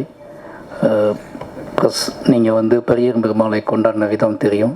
அதை பார்த்து என்னோடய கலையை என்னோடய அரசியலை இந்த மக்கள் எடுத்துகிட்டு கொண்டு போன விதம் வந்து தெரியும். அந்த நம்பிக்கை தான் வந்து அடுத்தடுத்த கர்ணனாக இருக்கட்டும், மாமன்னனாக இருக்கட்டும், வாழையாக இருக்கட்டும், இப்போ எடுத்துகிட்டு இருக்க பைசனாக இருக்கட்டும், இது எல்லாமே முழுக்க என்ன விஷயம் நடந்தாலும் இந்த கதையை ஏற்றுக்கொள்வதற்கான மக்கள் இருக்கிறார்கள் அப்படிங்கிற நம்பிக்கையில் தான் எல்லா கதையுமே எடுக்கிறோம். அப்படி ஒரு அந்த மாதிரியே நம்பிக்கை கொடுத்த பத்திரிகையாளர்களுக்கு முதல்ல என்னோட நன்றி. முதல்ல ஹாட் ஸ்டார் தேங்க்ஸ் சொல்லணும். ஏன்னா இந்த ஸ்கிரிப்டு ஃபஸ்ட்டு நான் சினிமாவுக்கு வந்த உடனே படம் பண்ணலான்னு சொன்ன உடனே முதல்ல இருந்த ஸ்கிரிப்ட் வாழை தான். ஃபஸ்ட்டு வந்து சின்னதாக ஒரு இந்த கதையை சொன்னேன் டைரக்டர்கிட்ட, இதை வேணால் எழுதி வைடா அப்படின்னு சொன்னார். அதை எழுதி வச்சு ஒரு சின்ன பட்ஜெட்டில் பண்ணிடலாம் அப்படின்னு சொல்லி 50 லட்ச ரூபா அந்த கூட அந்த படம் பண்ணிடலாம் அப்படிங்கிற முடிவோடு இருந்த படம் தான் வாழை. ஏன்னா இது எடுத்தாலும் என்னோட அடுத்த கதைக்கு என்னால் போக முடியும் அப்படின்னு நம்பிக்கிட்டு இருந்தேன். அப்போ அந்த அறிவுக்கு நான் அப்படி நம்பிக்கிட்டு இருந்தேன். இது எடுக்காமல் நம்மளால் அடுத்த படத்தை எடுக்கவே முடியாது, ஏன்னா இது அவ்வளோ பாதிப்பு ஏற்படுத்தின ஒரு கதை எனக்கு. அதுக்கு அப்போ காலப்போக்கில் வந்து என்ன ஆகி போச்சுன்னா நான் நிறைய வாசிக்க ஆரம்பித்தேன், நிறைய படங்கள் பார்க்க ஆரம்பித்த உடனே எனக்கு தெரிஞ்சு இதை வந்து நம்ம வந்து கஷ்டப்பட்டு எடுக்கக்கூடாது, இது நல்லா எடுக்கணும், நம்ம வந்து அடித்து பிடிச்சி எடுக்கக்கூடாது, இந்த வாழையை வந்து மிக சரியானதாக டைம் கிடைக்கும் போது எடுக்கணும் அப்படின்னு முடிவு பண்ணிட்டு தான் தள்ளி வச்சுட்டு பெரியம்மல் எழுத ஆரம்பித்தேன். பெரியம்மல் அப்போ இதே அளவுக்கு பெயின் உள்ள கதை எழுதுவோம் தனியாக அப்படின்ட்டு பெரியம்மல் எழுத ஆரம்பித்தேன். பெரியம்மல் வந்து என்னோடய ஜேர்னி ஸ்டார்ட் ஆகிடுச்சு. இப்போ இந்த கதை என்ன பண்ணுறது உள்ளுக்குள்ளே அழுத்திக்கிட்டே இருந்துச்சு. பெரியம்மல் ரிலீஸ் ஆச்சு, கர்ணன் ரிலீஸ் ஆச்சு, மாமன்னன் ரிலீஸ் ஆச்சு. மாமன்னன் எழுதி முடிச்சிட்டேன். அப்புறம் வந்து இந்த வாழை என்ன பண்ணுறதுன்னு வச்சுட்டு இருக்கும்போது நரன் ஒரு நாள் வீட்டுக்கு வந்து ஆஃபீஸ்க்கு வந்தார். சும்மா பேசிகிட்டு இருக்கும்போது இந்த மாதிரி ஏதாவது பண்ணுங்க அப்படின்னு சொல்லும்போது நான் வாழை கதையை சொன்னேன். நீங்கள் இவ்வளோ பிஸியில் எப்படி பண்ணுவீங்கன்னு கேட்கும்போது நான் ஏதாவது கேப்பை நான் வந்து பண்ணிவிடுவேன், இது எனக்கு இது கதையும் தேவையில்லை, ஸ்கிரிப்ட் புக்கும் தேவையில்லை, எதுவுமே தேவையில்லை, நீங்கள் ஓகே சொன்னால் நான் பண்ணிவிடுவேன் போய் அப்படின்னு சொல்லி அப்படி தான் வாழை வந்து ஸ்டார்ட் ஆச்சு. உடனே ஹாட் ஸ்டாக் பேசினாங்க. அந்த கதையை கேட்ட அடுத்த நிமிஷமே நம்ம பண்ணுறோம் சார்னு சொல்லிட்டாங்க. நான் மாமன்னன் ஷூட்டிங்கில் இருந்தப்போ மாமன்னன் கேப்பில் இந்த படத்தை நான் வந்து மாமன்னன் ரிலீஸ் ஆக முன்னாடி இந்த படம் பண்ணி முடிச்சிட்டோம். நிச்சயமாக அந்த ஃபங்க்ஷன் வைக்கிறதுக்கு முதல் ரீசன் காரணம் என்னன்னா, ஃபர்ஸ்ட் சிங்கிள் சும்மா சாதாரணமாக ரிலீஸ் பண்ணிடலாம், என்னோட பசங்களுக்காக தான் இந்த ஃபங்க்ஷன் வைக்கிறேன். என்னோட பசங்கன்னா பொண்ணுகளுக்கும் ராகுலுக்கும் தான் இந்த ஃபங்க்ஷன் வைக்கிறேன். ஏன்னா அவங்க சின்ன பொண்ணு நாங்கள் இந்த படம் எடுக்கும்போது இப்போ வளர்ந்துட்டானுங்க. பைசன் இருக்க ஷூட்டிங் போயிருக்கேன். ஜூன் பாம்போடு நின்றுட்டு இருக்கானுங்க. நீ என்ன பண்ணிக்கிட்டு இருக்க, நாங்கள் வந்து 1.5 வருஷமா நீங்கள் வந்து நான் அவ்வளோ பில்டப் பண்ணி நடிச்சு ஸ்கூலில் லீவ்லாம் கேட்டு பில்டப் பண்ணி வச்சுருக்கோம், நீ வந்து இங்கே வந்து வேற படம் எடுத்துக்கிட்டு இருக்க, மாமன்னு எடுத்தா ஓகே, அடுத்து பைசன் படம் எடுக்க வந்துட்டா, எங்களை எப்போ தான் காட்டுவேன் அப்படின்னு அவனை என்னை கேட்காமலே முடிச்சுக்கிட்டே இருந்தானு 2 பேருக்குமே. சரி சீக்கிரமாக ஏதாவது பண்ணிடுவோன்னு சொல்லிட்டு தான் அந்த ரிலீஸு. அப்போ அந்த ஸ்டேஜ் ஒன்று போட்டு அவனுக்கு இதுக்கப்புறம் நிறைய லீவ் கேட்போம்ல ஸ்கூல்லலாம், அதுக்கெல்லாம் எவிடன்ஸ் ஒன்று கிரியேட் பண்ணணும் அப்படிங்கிறதுக்காக தான் அந்த ஃபங்க்ஷன். அதனால் ஃபர்ஸ்ட் சிங்கிள் சும்மா சாதாரணமாக ரிலீஸ் பண்ணது போல அவங்க வச்சு ரிலீஸ் பண்ணுவோம் அப்படின்னு பிளான் பண்ணி தான் ரிலீஸ் பண்ணோம். அதனால ஹாட் ஸ்டார் ரொம்ப நன்றி, என்னை ரொம்ப பிலீவ் பண்ணாங்க. ஏன்னா ஒரு படம் ஷூட்டிங் போயிட்டு இருக்கும்போது என்னோட கமிட்மெண்ட் அவங்களுக்கு எல்லாமே தெரியும். அதனால வந்து இது எப்போ பண்ணுவாங்கன்னு யோசிக்காம நான் கேட்கணும் காசு கொடுத்தாங்க. போய் இந்த படத்தை நான் முடிச்சுட்டு வந்துட்டேன். இதுக்கப்புறம் இவ்வளோ கேப்பில் எல்லாம் வெயிட் பண்ணுறாங்க, நீங்கள் எப்போ வரீங்களோ அப்போ வாங்கன்னு சொன்னாங்க. அதே மாதிரி இப்போ எல்லா வேலையும் முடிஞ்சு இப்போ நான் ரிலீஸ் பண்ணுறேன்னா ஓகேன்னு சொல்லி இவங்க வேலையை ஸ்டார்ட் பண்ணியிருக்காங்க. அதனால் வந்து Pradeep sir, Krishnankutty sir, hot star மொத்த டீமுக்குமே வந்து எனக்கு ரொம்ப நன்றி. மெயினாக வந்து நான் படத்தை பற்றி பேச வேண்டாம், ஏன்னா அது ஃபர்ஸ்ட் சிங்கிள் தான், நிறைய விஷயங்கள் இருக்குது. மெயினாக எனக்கு நான் பிலீவ் பண்ணுற விஷயம் ஒன்று தான், நான் ஒர்க் பண்ண எல்லாருமே இங்கே இருக்காங்க. வஞ்சிதனா இருக்காரு, அவர் கூட நான் அடுத்த படம் பண்ணிக்கிட்டு இருக்கேன். அப்போ தானு சார் இருக்காரு, அவர் கூட எனக்கு கமிட்மெண்ட் இருக்குது, படம் பண்ணுறேன். அதுக்கு அடுத்து மூர்த்தி சார் இருக்காரு, ரெட் ஜெயிண்டு, அவங்க கூட ஒரு படம் பண்ணுறேன், கமிட்மெண்ட் இருக்குது. இது ஏன் சொல்கிறேன் அப்படின்னா, நான் என்னவா இருக்கேன் சினிமாவுக்குள்ள, இதுவே எனக்கு பயங்கர திருப்தியாக இருக்குது. என் கூட ஒர்க் பண்ணவங்க என்னோட உழைப்பையும் என்னோட அரசியலையும் என்னோட சினிமா கலையின் மீது இருக்க விஷயத்தையும் புரிஞ்சுக்கிட்டு என்னை அரவணைச்சு அவங்க கொண்டு போயிட்டு இருக்காங்க. இந்த 4 பேர், இந்த 3 ப்ரொடியூசரும் இவங்க கூட இருந்து என்னைய ஒரு ப்ரொடியூசராக பார்க்குறதும் சந்தோஷப்படுறதுமே முக்கியமான விஷயம். அடுத்தடுத்து அவங்களோட ட்ராவல் பண்ணுறேன். அவங்க 3 பேர்த்துக்குமே ரொம்ப நன்றி. அடுத்து வந்து என்ன சொல்கிறது, என்னோட இயக்குனர் ரஞ்சிதன் அடிக்கடி சொல்லிட்டே இருப்பேன், எல்லாத்தையும் சொல்லிட்டே இருப்பேன். உனக்கே இவ்வளோ பதட்டம், உனக்கு ஏன் இவ்வளோ சிக்கல், ஏன் இவ்வளோ டென்ஷன் ஆகு, 4வது படம் வந்துட்டுலாம் நீ பார்த்து பண்ணலாம்னு சொல்லுவாரு. இப்போ கூட உதடு ஒட்ட ஆரம்பிச்சுக்கிறேன் பேச கூப்பிடுறாங்க. நான் நிறைய ஃபங்க்ஷனில் உதடு ஒட்டினாலே கான்ட்ரவர்ஷியலாக பேசி மாட்டியிருக்கேன். எனக்கு தண்ணி குடிக்க முதல்ல ஒட்ட ஆரம்பிச்சுட்டுனா தகவலான ஏதாவது பேசிட்டு போயிடுவேன். பேசிட்டு கீழே போனதுக்கப்புறம் பார்த்தா உள்ளுக்குலேருந்து வெளியே கொட்டியிருக்கும் ஏதோ ஒன்று. நான் போகும்போது ஹிடன் பண்ணிட்டு போயிருப்பேன், ஆனால் மேலே போய் அது கொட்டியிருக்கும் பயங்கரமாக. அப்போ யோசிப்பேன், இது உள்ள கடந்திருக்கு, நமக்கு தெரியாமல் கடந்திருக்கு அப்படின்னு யோசிப்பேன். அப்படி நிறைய ஃபங்க்ஷன்லாம் நான் பேசியிருக்கேன். அதுக்கு ஒரே ரீசன் என்ன அப்படின்னா, நிறைய விஷயங்கள் ஓடிட்டே இருக்கும். ரஞ்சிதன் திட்டிகிட்டே இருப்பாரு, டேய் நார்மலாக ஆடுறா, நீ வந்து கேஷுவலாக இருக்கு, உனக்கு எல்லா வசதியும் வந்துடுச்சு, நீ சொன்ன எல்லாமே நடக்கும், நல்ல ப்ரொடக்ஷன் வந்துட்டாங்க, ப்ரொடியூசர்ஸ் இருக்காங்க, அப்புறம் ஏன் இவ்வளோ பதட்டப்பட்டு படத்தை எடுக்கிற, இவ்வளோ வேகத்தை ஏன் போடுற அப்படின்னு கேட்பாரு. ஒரு கதையை படமாக்குவது என்றால் அந்த கதையை நம்ம ரசித்து அதுக்கான கிராஃப்டை கண்டுபிடிச்சி ஒரு படம் பண்ணலாம். பட் என்னை நானே இயக்குவது அப்படிங்கிறது, என்னோட வாழ்க்கையை நான் இயக்குவது அப்படிங்கிறனால வந்து எனக்கு இந்த பதட்டம் போக மாட்டேங்குது.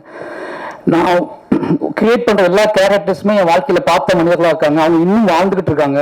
அவங்க ஏதோ மூலையில பார்த்துக்கிட்டு இருக்காங்க. அவங்க என்னை வந்து இவன் எப்படி மாறிக்கிட்டு இருக்காங்க, என்னவா ஆகிக்கிட்டு இருக்காங்க, என்ன பேசுறாங்க, இவன் பேசுறது எவ்வளோ உண்மை இருக்கு, எவ்வளோ பொய் இருக்கு, இவன் பேசுறத ஏற்றுக்கலாமா நம்பலாமா வேண்டாமான்னு சொல்லிட்டு அவங்க கண்காணிச்சுட்டே இருக்காங்க. அதனாலே எனக்கு பார்த்து வந்துட்டே இருக்கு. அது மட்டும் இல்லாமல் எனக்கு ஒரு கடமையும் இருக்கு. இப்போ இந்த மேடை எனக்கு ரொம்ப ரொம்ப ரொம்ப மகிழ்ச்சியான மேடைக்கான காரணம் என்ன அப்படின்னா, இந்த ராகுலும் பொன்னும் இந்த மேடையில் இருக்கிறதா. ஏன்னா இந்த வயசுல நான் எப்படி என்னன்னு தெரியும். என் ஊர்ல என் சொந்த அக்கா பசங்க தான் இருந்தேன். என்னோட அக்கா பையன் ஒருத்தர் மாமா பையன். இந்த 2 பேரும் இந்த வயசுல நான் என்னவா இருந்தேன்னு எனக்கு தெரியும். இவங்களுக்கு அங்கிருந்து கூட்டிட்டு வந்து இந்த மேல உட்கார வச்சுட்டா அப்படின்னு ஒன்று இருக்குல்ல, இவனுங்க வழி தேடி போக மாட்டானுங்க. இனிமேல் இவனுங்க இந்த சினிமா இந்த கலையின் வழியாக இந்த உலகத்தை நல்லா புரிஞ்சுக்குவானுங்க. இந்த கலையின் வழியாக அவனுங்க திசை மாறாமல் இருப்பானுங்க அப்படிங்கிற ஒரு பெரிய சந்தோஷம். ஏன்னா திருநெல்வேலி எப்படி இருக்குன்னு நல்லா தெரியும். அந்த மாதிரி ஊர்ல அவங்க கூட்டி வந்துட்டாங்க. இவங்களை வச்சு மற்ற பசங்கள்லாம் எப்படி ஆவானுங்க, இந்த பசங்களை பார்த்து மற்ற பசங்கள்லாம் என் ஊருக்குள்ள முதல்ல ஒரு கலை உள்ள நுழைய போகுது அப்படிங்கிற பெரிய சந்தோஷம் வந்து எனக்கு இப்போ வந்து அதுதான் அந்த உணர்ச்சி தான் பயங்கரமா இருக்கு. ஏன்னா அவனுக்கு மண்டக்கார ஓடிக்கிட்டே இருக்கும். இதுக்கப்புறம் அவங்களுக்கு பேசுறது நம்ம படத்தை நடிச்சிட்டோம், நம்ம இதெல்லாம் பண்ணக்கூடாது, இதெல்லாம் பேசக்கூடாது அப்படின்னு சொல்லி சில ரெஸ்பான்சிபிலிட்டிலாம் வரும். ஏன்னா இந்த வயசு நான் எவ்வளோ மூர்க்கமாக இருக்குன்னு எனக்கு தெரியும். எவ்வளவு என் மண்டபத்தில் தோன்ற விஷயத்துக்கெல்லாம் வந்து என்ன பதிவு தெரியாம பைத்தியம் முடிச்சு அவங்க வயசுல தான் அவங்க உட்காந்துட்டு இருக்காங்க. ஆனா அவனுங்களை நான் ஓடி வந்து வேகமா ஓடி வந்து முட்டி மோதி ஓடி வந்து அவனுங்க நான் வந்து உருவாக்குறதுக்கான ஒரு மேடையை கிரியேட் பண்ணிட்டேன் அப்படிங்கிறது பெரிய சந்தோஷம். அப்படி ஒரு மேடையை அமைச்சு அப்படி நீ உருவாக்குன ராம் சாருக்கு தான் ரொம்ப நன்றி சொல்லுவேன். ஏன்னா நீ உன்னோட வேலை வந்து படம் பண்ணி நீ ஜெயிச்சு அரசு சம்பாதிக்கிறது இல்லை, உன்னோட விக்டிமாவே இருந்தது. அதனால உன்னோட கதையை வந்து நீ எப்பவுமே வந்து அழுத்தம் திருத்தமா சொல்லிக்கிட்டே இருக்கணும். நீ என்ன ஆனாலும் பரவாயில்ல பின் வாங்கிடாத. உன்னோட கதை அப்படிங்கிறது உனக்கான கதை மட்டுமில்லை, உனக்கு பின்னாடி வரப்போகிற சந்ததியினருக்கான கதை. அதை வந்து எப்பயும் மிஸ் பண்ணாத. நீ என்ன ஆனாலும் மாறிடாதுன்னு சொன்னதுனாலதான் முழுக்க நான் அது கூடவே டிராவல் பண்ணிக்கிட்டே இருக்கேன். சொன்ன மாதிரி என்ன சொல்றது, நான் மீண்டும் வெளியே வர்றதுக்கே நாளாகும். என்னோட கதையை முடித்து கொண்டு வெளியே வர்றதுக்கே கொஞ்சம் நாளாகும். அப்படியாப்பட்ட பல கதைகள் தான் தொடர்ந்து நான் பண்ணிக்கிட்டு இருக்கேன். அதனால வந்து என்னோட இயக்குநருக்கு வந்து இதே மேடையில் நான் சொன்னேன்னு நினைக்கிறேன். என்னோட இயக்குனர் இருக்கிற வரைக்கும் எனக்கு சின்ன மாற்றமாக நீங்கள் பார்க்க முடியாது. அப்படிங்கிற காரணம் என்ன அப்படின்னா, என்னைய கண்காணிச்சுட்டு இருக்க முக்கியமான கண்களில் வந்து அவரோட கண்கள் முக்கியமான கண்கள். ஏதாவது ஃபோன் வந்துச்சு நான் முதல்ல யோசிக்கிறேன், எனக்கு என்ன தப்பு பண்ணணும்னு யோசிப்பேன்.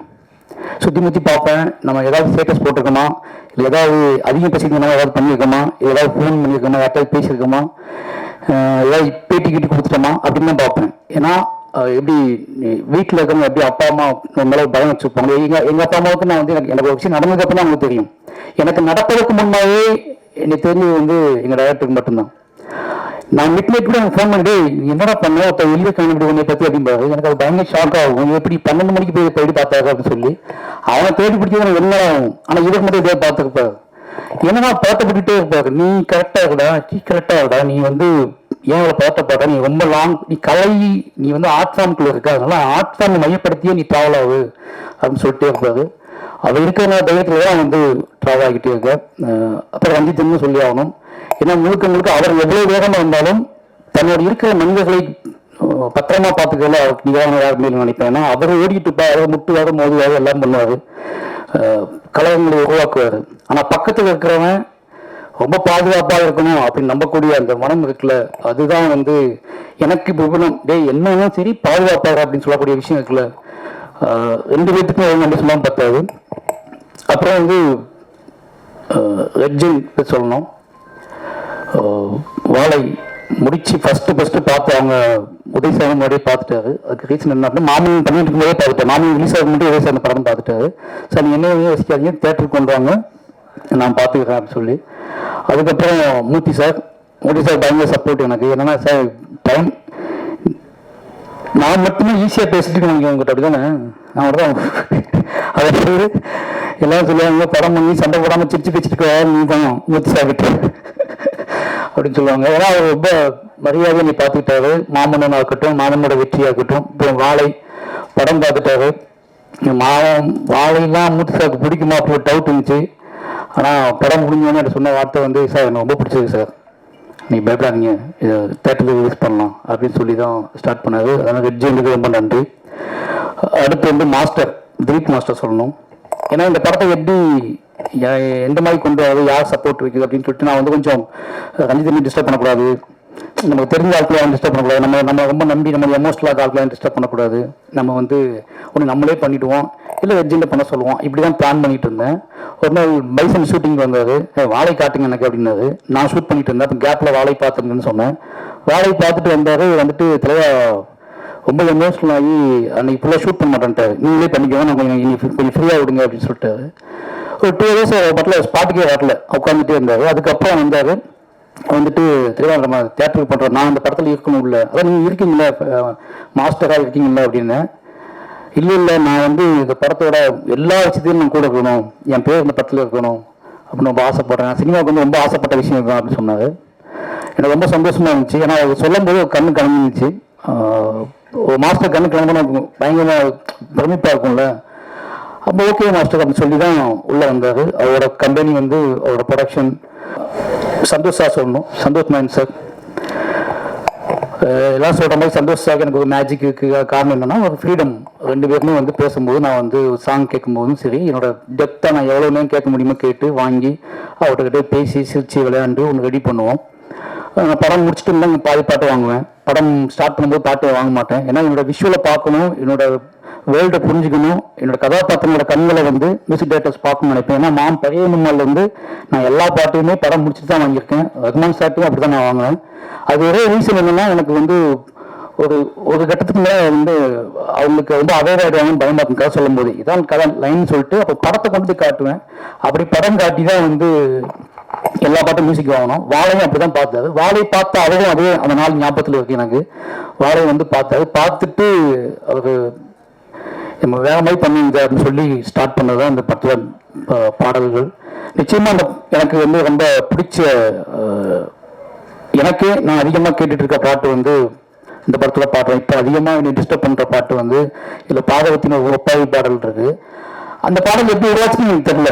டக்குனு வந்து பேசிக்கிட்டு இருந்தோம், அது டக்குன்னு வந்துடுச்சு, எழுதிட்டோம். ஆனால் அந்த பாட்டு நெஞ்ச போட்டு அறுத்து எனக்கு இப்போ அதிகமாக நான் எப்பெல்லாம் எமோஷனல் ஆகணும் அப்போ அந்த பாடல் கேட்டுகிட்டே இருப்பேன். எனக்கு பிடிச்ச மாதிரி ஒரு 4 சாங்குமே போட்டு கொடுத்துருக்காரு. அதுக்கு போக பேக்ரவுண்ட் மியூசிக் கல்கி பண்ணிட்டு இருக்கும்போது வாழைக்கு பண்ணிட்டு இருக்காரு.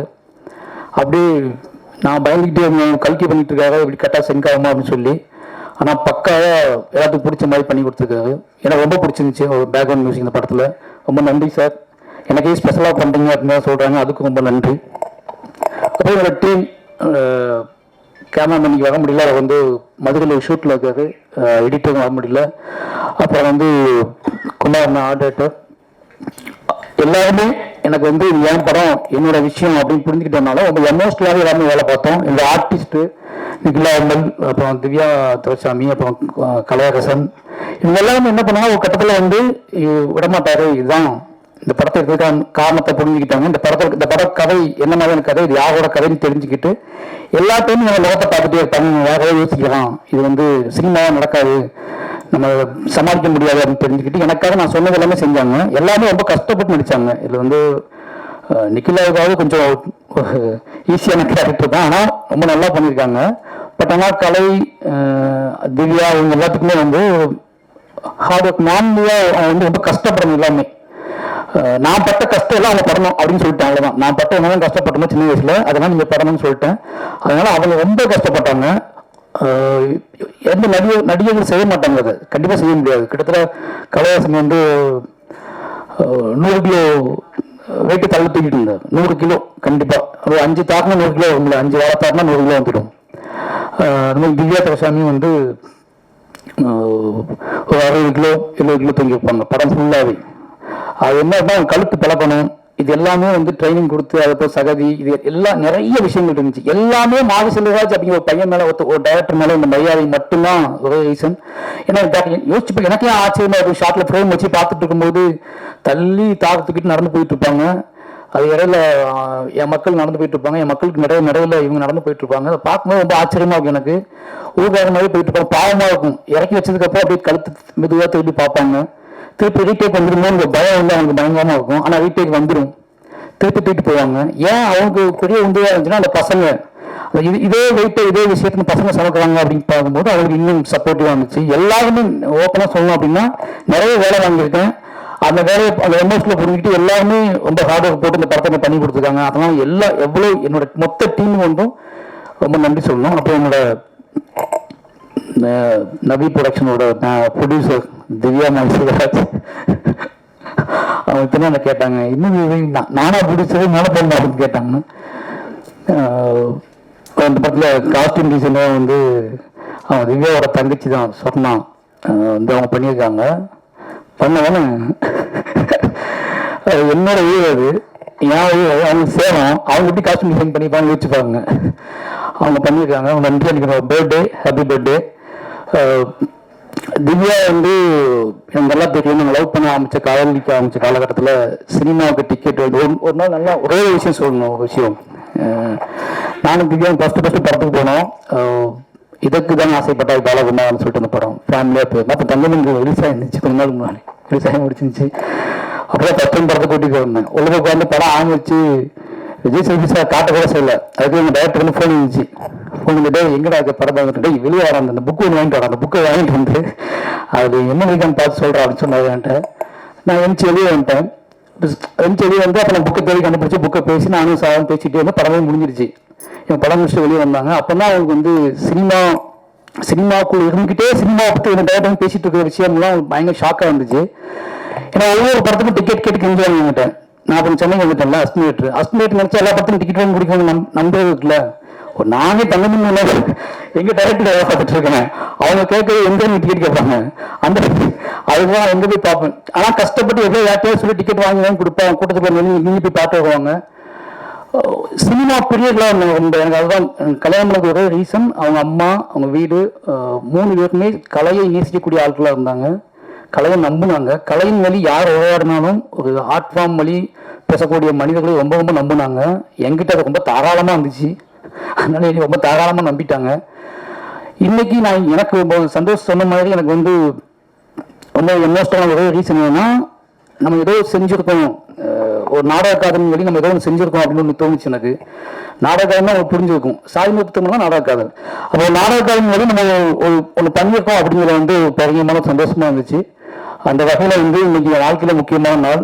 என்னுடைய காதலி என்னுடைய திவ்யாவை வச்சு இந்த படம் அவள் மேடையில் வச்சு அவளோட பேர் போட்டு இந்த படம் வருது அப்படிங்கிறது என்னோட கதை. திவ்யா வந்து அவள் பேர் போட்டு மாரி செல்வராஜோட மாரி செல்வராஜோட வாழ்வில் நடந்த ஆகப்பெரும் துயரத்தை அவள் தயாரித்து வெளியிடுறா அப்படிங்கிறது வந்து எனக்கு என் வாழ்க்கையில் வந்து இப்படி நடக்கும்னு நினைச்சு பார்த்ததே கிடையாது. இது வந்து ரொம்ப பெருமைப்பான விஷயம். நான் இன்னும் யோசிச்சுட்டே இருக்கிறதா இதை போடலாமா, தூக்கிடலாமா, பேக மாற்றிடலாமான்னு யோசிச்சுட்டு இருந்தேன். ஏன்னா அதுக்கு ரீசன் ஒரே ரீசன் தான். இது என் வாழ்க்கையில மீள முடியாத துயரம் வாழை. நான் இன்னைக்கு மீள முடியாத துயரம் தான் வாழை. இதை வந்து நான் திவ்யா மனைவி பேர் போட்டு பண்றேன்னு யோசிச்சுட்டே இருந்தேன். ரொம்ப நாளா யோசிச்சுட்டே இருந்தேன். அப்போ இதுதான் கரெக்டாக இருக்கும், என் பிள்ளைங்களுக்கும் என்னை புரிந்து கொள்பவர்களும் இது ரொம்ப முக்கியமான விஷயமா இருக்கும் நம்பி தான் இது செஞ்சோம். அதனால இது ரொம்ப ரொம்ப ஸ்பெஷல் படமா எனக்கு மாறிடுச்சு. கடைசியாக சொன்னா ஒன்றே ஒன்று தான். எல்லாருக்கும் நன்றி. கடைசியாக சொல்லணும் அப்படின்னா ஒன்றே ஒன்று தான். மாரி செல்வராஜ் மீது நிறைய இன்னும் கர்ணன், பைரந்தகுமார், மாமன்னன் வந்ததுக்கப்புறம் கூட நிறைய சந்தேகங்கள், நிறைய வந்து குழப்பங்கள் நிறைய பேத்துக்கு இருக்கும். இது ஏன் இவ்வளோ வேகம், ஏன் இவ்வளோ எமோஷனல், ஏன் இவ்வளோ பேசுறது, என்னடா நீங்கள் மைக் அடிச்சு என்னெல்லாம் பேசுவீங்களா, ஒரு படம் எடுத்தா நீங்கள் பெரிய ஆட்களா, இப்படி நிறைய விஷயங்கள் இருக்கும். இதை மட்டும் தான் எடுப்பீங்களா, இதை மட்டும் தான் கேட்பீங்களா அப்படின்னு நிறைய கேள்வி வந்துகிட்டே இருக்கும். வாழை வந்து அதை பார்க்கும்போது, வாழை படம் பார்த்து முடித்ததுக்கு அப்புறம் என்னை நீங்கள் புரிந்து கொள்வதற்காக மட்டுமே எடுக்கப்பட்ட படம் தான் வாழை. மாரி செல்வராஜின் படைப்புகளையும் இல்லை மாரி செல்வராஜோட கேள்விகளையும் இல்லை மாரி செல்வராஜோட எமோஷனலையும் குறைந்தபட்சம் புரிந்து கொள்வதற்கான ஒரு ஸ்பேஸ், என்னை நம்புகிறவர்கள் இன்னும் ஸ்ட்ராங்கா நம்புவதற்கும், என்னை சந்தேகிப்பவர்கள் குறைந்தபட்சம் என் பக்கம் பார்வையை திருப்பதற்குமான ஒரு உரையாடல் தான் இந்த வாழைங்க படம். வாழை மூலமாக நான் ரொம்ப நம்புவது, நான் யாரு அப்படிங்கிறத நான் சொல்றேன் அப்படிங்கிற சொல்றேன் அப்படிங்கிறது ஒரு பெரிய நம்பிக்கை இருக்கு. வாழை நிச்சயமா எனக்கு ரொம்ப பிடிக்கும். முதல் படம் ரிலீஸ் ஆகுது, அடுத்தடுத்த படம் ரிலீஸ் ஆகும். இந்த படம் வந்து ஆகஸ்ட் 23 சொல்லுவாங்க சார், ஆகஸ்ட் 23 தேட்டர் ரிலீஸ் ஆகுது. நிச்சயமா ஒரு நீங்கள் எங்கிட்ட இருந்து எதிர்பார்த்துட்டீங்க, உங்களுக்கு தெரியும் என்ன மாதிரி மாரி செல்வராஜ் என்ன மாதிரி படம் எதிர்பார்த்துட்டீங்கன்னு தெரியும். நான் நிறைய நேரம் ட்ராவல் பண்ணும்போது மக்கள் கேட்க வச்சு எனக்கு தெரியும். அந்த எதிர்பார்ப்பை பூர்த்தி செய்யக்கூடிய ஒரு படமாக வாழை இருக்கும். இவ்வளோ நேரம் வந்து எங்களோட என்ன சொல்கிறது, நிச்சயமாக இது வந்து எமோஷனலான விஷயமா தான் இருக்கும், இது வந்து ஒரு முக்கியமான விஷயமா தான் இருக்கும்னு நம்பி எல்லாருமே இவ்வளோ காத்திருந்து இந்த விஷயத்த பண்ணி கொடுத்ததுக்கு ரொம்ப நன்றி. யாராவது மிஸ் பண்ணியிருந்தா, யாராவது வந்திருந்தா, அப்போ அருண் ஒரு ப்ரொடியூசர் ஆகிட்டாரு. யோசிச்சு பார்த்தா 2 பேருமே இப்போ ஸ்கிரிப்ட் தூக்கிட்டு அலைஞ்சிருக்கோம். பையன் ஸ்கிரிப்ட் தூக்கிட்டு ஒரு 50-60 கம்மி அலைஞ்சிருப்போம். ஒரு 10-15 ஹீரோட்ட கதை சொல்லியிருப்போம். அப்போல்லாம் கூட எந்தெந்த வந்து மாவீரன் ஒரு படம் எடுத்து ப்ரொடியூசர் ஆகிட்டாரு. இப்போ அடுத்து ஒரு படம் நேரத்துக்கு முன்னாடி ஸ்டார்ட் பண்ணியிருக்காரு. இதெல்லாம் யோசிச்சு பார்க்கும்போது ரொம்ப சந்தோஷமா இருக்கு. 2 பேரும் ப்ரொடியூசராக நான் டைரக்டராக இருக்கேன் அப்படிங்கிற சந்தோஷமா இருக்கு. இப்படி நிறைய நல்ல விஷயங்கள் இன்னும் எப்படி நடக்குது அப்படின்னா, தீவிர நம்பிக்கையிலும் உழைப்பிலையும் அதிகமான உழைப்பிலையும் கனவை நோக்கிய பயணத்திலும் நடக்குது. அதை நாங்களாம் வந்து ஒரு பெரிய உண்மையானமாக இருக்கும் அப்படிங்கிற சந்தோஷம் இருக்கு. எல்லாருக்குமே நன்றி. யாராவது விட்டு இருந்தால் மன்னிச்சுக்கோங்க. நிச்சயமா வாழை உங்கள் எதிர்பார்ப்பை பூர்த்தி செய்கிற படமாக இருக்கும்.